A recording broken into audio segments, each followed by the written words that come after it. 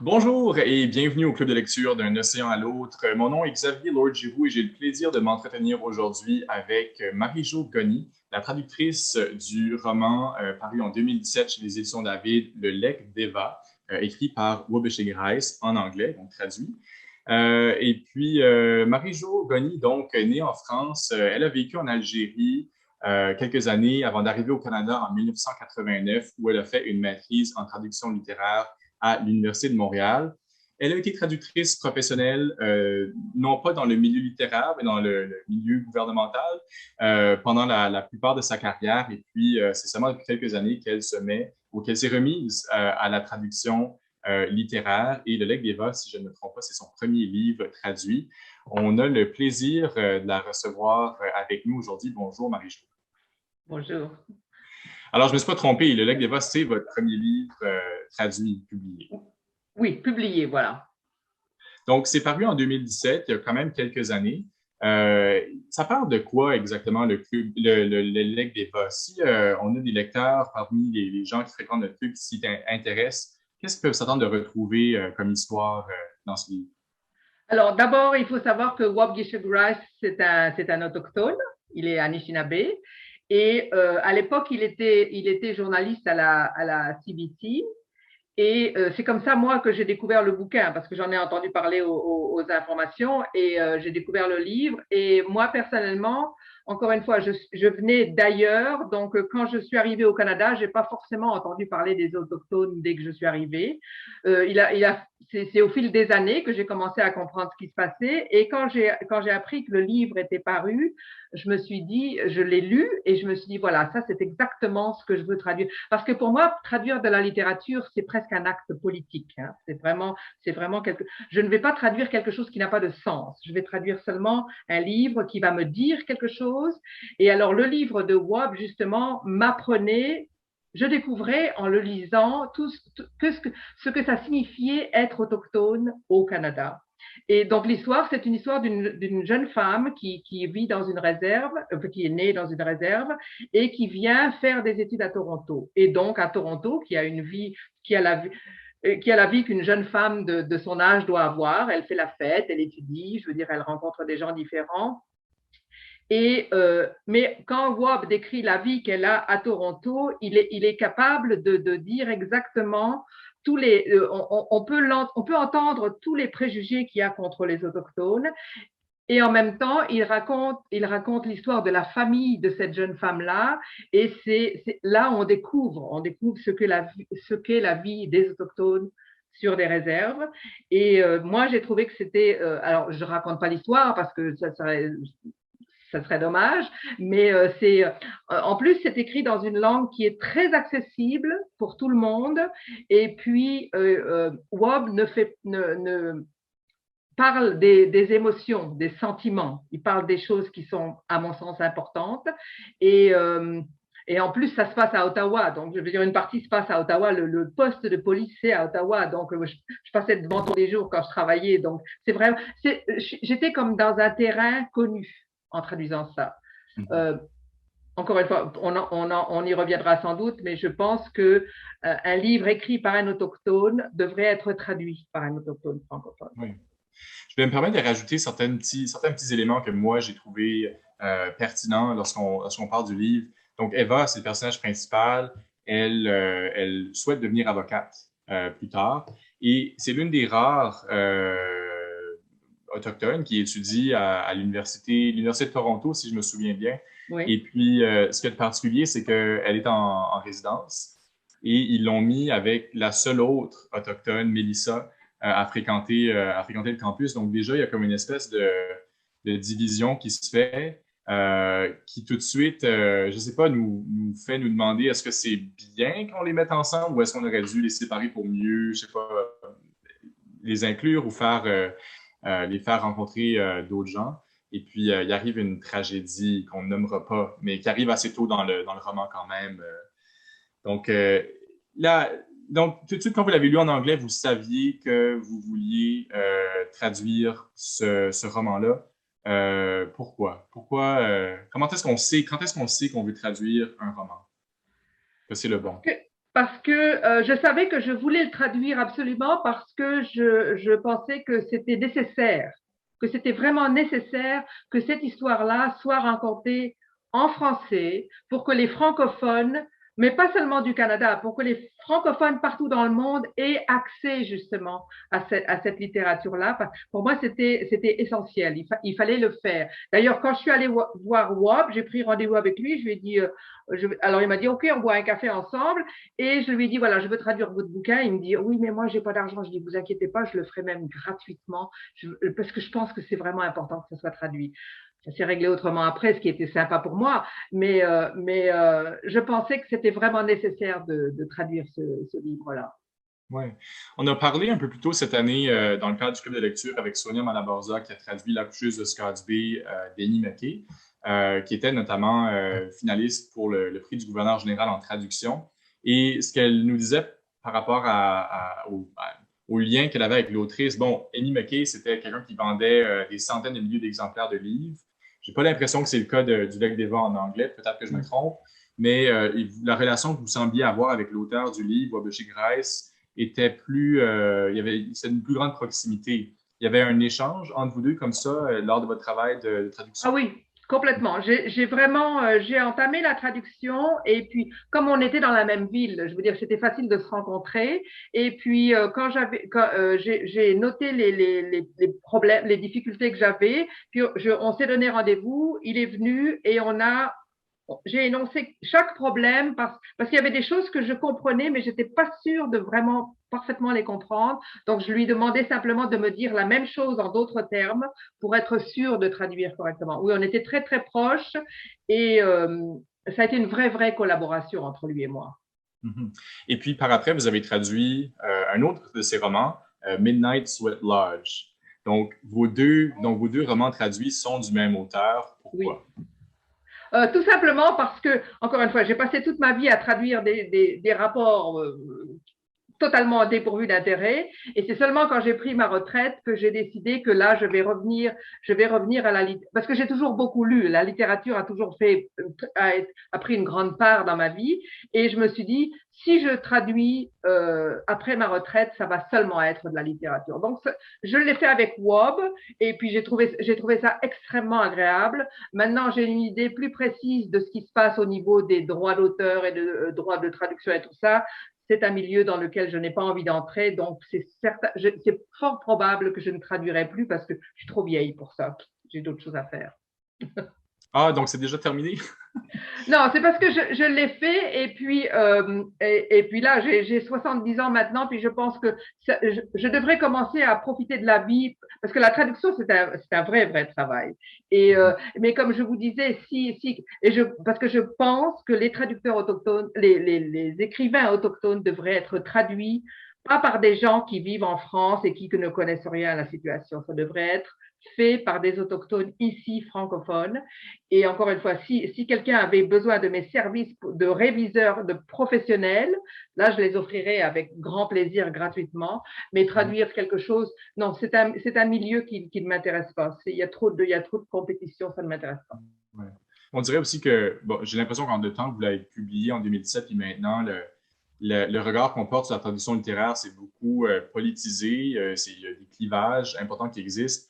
Je pense notamment aux critiques de certains Afro-Américains que je me souviens plus de son nom, mais c'est celle qui avait lu un poème durant l'inauguration de Joe Biden. Ce poème-là devait être traduit, je pense, en néerlandais par une femme qui était blanche, ou en tout cas qui n'était pas noire. Et puis, ça avait suscité un tollé. Donc, j'ai l'impression que ça a comme crispé un peu le milieu. Est-ce que vous pensez que ces critiques-là étaient justes, étaient à propos, ou ont débordé un peu? Je pense que ces critiques étaient justes. Je vais vous donner seulement un exemple. Il y a une femme autochtone qui s'appelle Eden Robinson, qui a écrit pas mal de bouquins et que j'ai personnellement rencontré parce que il y avait un bouquin qu'elle avait écrit que j'aurais aimé traduire. Je suis allée lui proposer mes services. Elle m'a dit oui, avec plaisir, parce qu'elle me parlait des traductions précédentes qui avaient été faites de ces bouquins et elle qui ne parle pas français, qui m'a dit j'étais pas satisfaite. Et moi, j'ai pris son bouquin en anglais à la bibliothèque avec la traduction en français et puis j'ai comparé et je me suis dit ça m'étonne pas qu'elle ne soit pas satisfaite. Je veux dire, c'est n'importe quoi. La personne qui a traduit Eden Robinson se vantait sur Internet qu'elle n'avait jamais mis les pieds au Canada, qu'elle n'avait aucune idée de ce qu'est la culture autochtone et qu'elle n'avait jamais rencontré l'auteur. Comment voulez-vous traduire? Donc, je suis d'accord avec alors, naturellement, il peut y avoir des Blancs qui connaissent très, très, très bien la culture afro-américaine. Je veux dire, il y a des Blancs qui sont certainement à la hauteur pour traduire. À mon avis, ce n'est pas à la portée de tout le monde. Ouais. Vous lisez quand même beaucoup de littérature autochtone. Est-ce que vous pouvez nous en parler un peu plus? Oui, alors, donc, quand j'ai découvert WOB, alors là, je me suis beaucoup intéressée à la littérature autochtone et celui que j'ai lu, mais dévoré, s'appelle Richard Wagamese et il a écrit un bouquin qui s'appelle Medicine Walk, que je voulais absolument traduire. J'ai pris contact avec lui, mais entre-temps, il a eu la mauvaise idée de mourir c'était vraiment très dommage. Mais Richard Wagamese, ça c'est un monsieur il devait avoir à peu près mon âge et qui dans ses bouquins c'est très autobiographique et il raconte comment il a été il a été pris à ses parents qui étaient des alcooliques invétérés et puis je veux dire, il raconte sa vie et ça m'a beaucoup, beaucoup, beaucoup touchée. Donc, j'ai vraiment lu tous ces bouquins. J'ai lu, mon Dieu, il y a une femme ici à Ottawa qui s'appelle, mon Dieu, j'ai oublié son nom. C'est ça, quand on a mon âge, on commence à avoir Alzheimer. Hein. J'ai oublié son nom. Cardinal. Linda? Cardinal, son prénom, j'ai oublié. Et ce sont des gens, je crois, qui sont très importants. Oui, j'ai lu aussi comment il s'appelle, Boyden. J'ai trouvé que Boyden était moins intéressant, mais quand même, il y a plusieurs bouquins que j'ai lus de lui. Moi, ce qui m'intéresse quand je lis des auteurs autochtones, je veux juste qu'ils m'expliquent leur culture, leur vie. C'est ce qui m'intéresse. Mm-hmm. Parce que quand j'étais petite, nous, les cow-boys et les Indiens, c'est ce qu'on voyait à la télévision. Mais ça n'a aucun rapport avec la vie des autochtones ici. Quand j'ai voyagé, j'ai voyagé dans le nord des États-Unis et je suis allée dans plusieurs réserves autochtones. Et là, alors c'est difficile de parler aux gens, mais quand on voit les conditions de vie, on a juste envie de pleurer. Ouais. Et c'est pour je ça me que souviens oui. Ouais, non, mais je me souviens d'être allé en France plus jeune, enfant, dans un voyage échange, puis on restait dans des familles françaises, puis en parlant du Canada, il était question des Indiens, comme on les appelait. Ouais, Et oui. il y a un petit garçon un petit garçon français qui a demandé à sa grand-mère c'est quoi un Indien, puis tout ce qu'elle lui a répondu, c'est les méchants. Donc c'est ça qu'on utilisait en France, en tout cas à cette époque-là, à ce moment-là, pour parler Oui, absolument. puis je me souviens que ça m'est resté, puis c'est drôle parce que c'est un de ces souvenirs-là que je garde malgré moi. Puis je trouvais qu'il y avait quelque chose de pas correct là-dedans, mais je ne pouvais pas l'exprimer. J'avais pas la maturité, ou en tout cas pour l'exprimer à ce moment-là, Oui. mais elle a tort, je vais lui dire ça aujourd'hui. Mais alors, en parallèle à ça, et ça c'est à l'heure actuelle, moi j'ai été époustouflée de voir que j'habite à Orléans, qui est la banlieue d'Ottawa, et Orléans c'est une ville francophone, il y a beaucoup de francophones ici. Et j'ai été, mais alors vraiment époustouflée de voir que les francophones ici à Ottawa, quand ils parlent des autochtones, ils parlent des sauvages. Et je me suis dit, on est au 21e siècle et on en est encore là. Oui. Donc, c'est encore des mots qui sont utilisés, certainement. Puis on parlait de ça un peu avant de commencer l'entrevue, que ce livre-là. Puis souvent, on parle de ce qui devrait être lu dans les écoles, puis on a mille et une idées. On a mentionné ce livre-ci, Le Legs d'Eva. Vous pensez que c'est une lecture qui devrait être obligatoire dans les écoles. Défendez votre point. Pourquoi est-ce qu'on devrait absolument faire lire ça aux élèves? Alors, moi, c'est une dame avec qui je fais du tai chi qui me l'a dit. Elle m'a dit ce livre, quand elle l'a lu, elle m'a dit ce livre-là devrait être au programme scolaire. Tout simplement parce que je crois, l'effet que ça a eu sur moi, ça aurait le même effet sur des enfants qui ne connaissent rien à la situation. Et je pense que c'est essentiel que les enfants au Canada sachent ce qu'est la vie, ce que sont les autochtones. Il y a des préjugés extraordinaires. Je veux dire, vous voyez tous les autochtones qui font la mendicité sur rideau. Je veux dire, vous parlez à n'importe quel Canadien qui va vous dire oui, ces gens-là, c'est tous des ivrognes et des machins comme ça. Je veux dire, quand les jeunes vont lire un livre comme ça, ils vont avoir une autre attitude. Le jour où ils vont voir un autochtone qui fait la manche, qui demande de l'argent, ils vont se rappeler ce qu'ils ont lu dans le Leg d'Eva et ils vont avoir plus d'empathie, plus de compassion. Et je pense que c'est très nécessaire. Puis, je voudrais qu'on aborde aussi un petit peu la langue qui est utilisée et particulière aussi. En tout cas, quand les personnages parlent, c'est souvent dans un vernaculaire franco-ontarien, pourrait-on dire. Je lis un extrait, par exemple, Ah shit, je savais qu'il y aurait un gros line-up ici, grommela Julie. Donc, il y a ça un peu partout dans le livre. Il y avait un souci chez vous de faire parler les personnages comme on parle finalement en français quand on est à l'université, entre nous, entre amis. Est-ce que c'était difficile d'ajouter ça, cette couche-là à votre travail? Ça a été nécessaire parce que justement, quand j'ai fait la traduction, j'ai employé l'argot français que moi je connais. Et c'est mon fils qui est artiste qui m'a dit, maman, tu ne peux absolument pas faire ça, les gens ne parlent pas comme ça ici. Donc c'est grâce à l'aide de mon fils qui m'a aidé, toutes ces expressions, toutes ces expressions, tout ce vocabulaire-là qui ne font pas forcément partie de mon langage à moi. C'est lui qui m'a aidé parce que lui, il est jeune et il sait comment les gens jeunes parlent dans la rue ici à Ottawa. Et c'est comme ça qu'on est arrivé à ça. Et je pense que c'est nécessaire, c'est absolument nécessaire. Mm-hmm. En tout cas, ça me faisait beaucoup plaisir de lire ça parce que j'ai lu d'autres littératures autochtones qui étaient traduites à la française un peu. Ah oui. Et puis, c'est pas crédible quand on entend des personnages métis autochtones nous parler de leur tennis en voulant dire espadrille. Donc, oui, ouais. je n'irai pas plus loin. Je voulais vous demander, Marie-Jo, bon, cet été a été marqué par la découverte de plusieurs restants humains sous terre, près des pensionnats, certains pensionnats autochtones à travers le pays.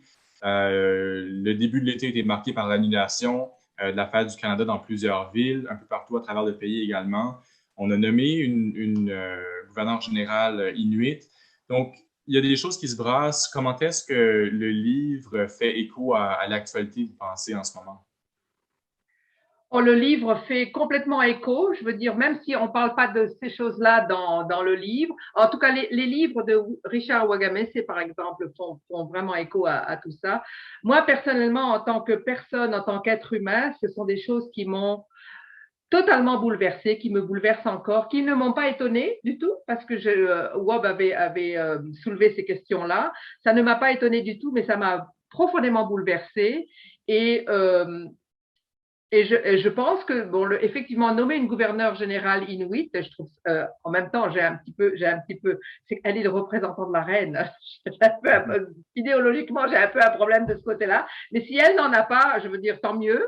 Et puis, la commission réconciliation, Wab pourrait vous en parler longuement et vous dire que ça n'a pas encore atteint les résultats que ça devrait atteindre, mais il y a quand même des choses qui avancent.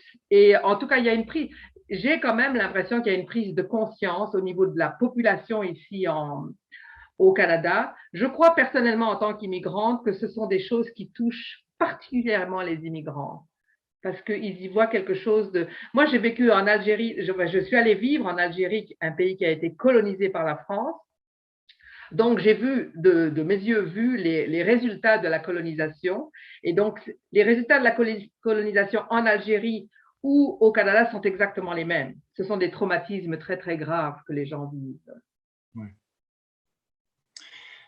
Bien, sur ce, on se souhaite une bonne lecture, en tout cas du Leg d'Eva. Oui. Merci beaucoup donc d'avoir été avec nous aujourd'hui. Je vous rappelle que le livre est paru aux éditions David en 2017 et c'est écrit par Wabeshe Grice. Est-ce que on a parlé brièvement de son autre roman que vous avez traduit, Midnight Sweat Lodge. Ça, c'est paru chez quelle maison d'édition?